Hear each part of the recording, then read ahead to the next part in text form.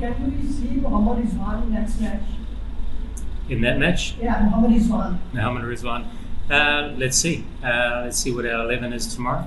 Rizwan, we obviously have two fine keepers in our team, and Safraz is also expert at playing in these conditions, and so is Rizwan. So we have some tough decisions for the 11, which is what we want.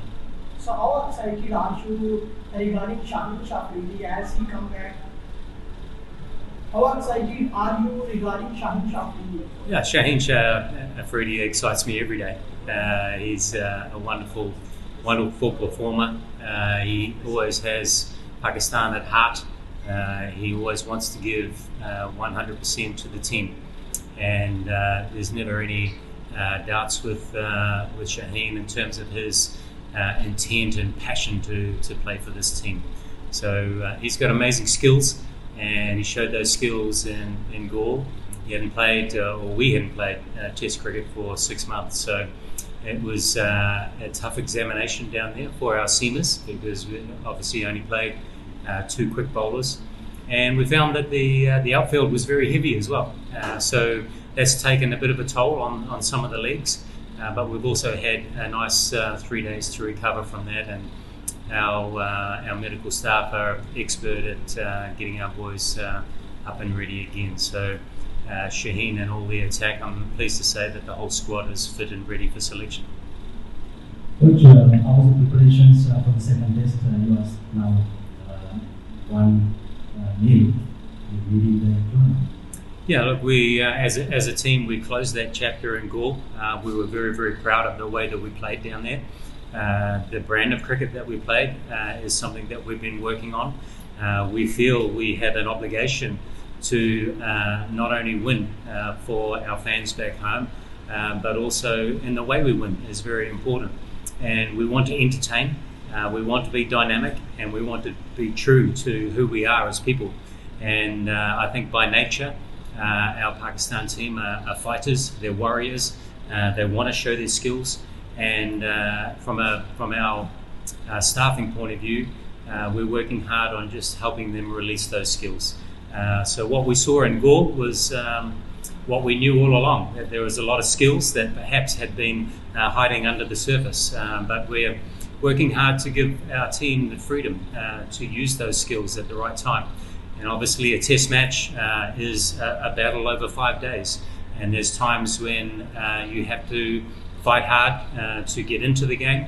There's times when you have to fight hard to hold the game, and there's times and opportunities that you need to seize when you can advance the game. And we're very much a team of young, dynamic men who have skills that are growing all the time. So we want to be number 1 in the world, and to do that, clearly we need players in the top 10 in the world. We have some of those. We want more. But we also want to have number 1 skills in the world, and that's a given. To be the best team, you have to have the best skills. So our mantra is that we're always working on that.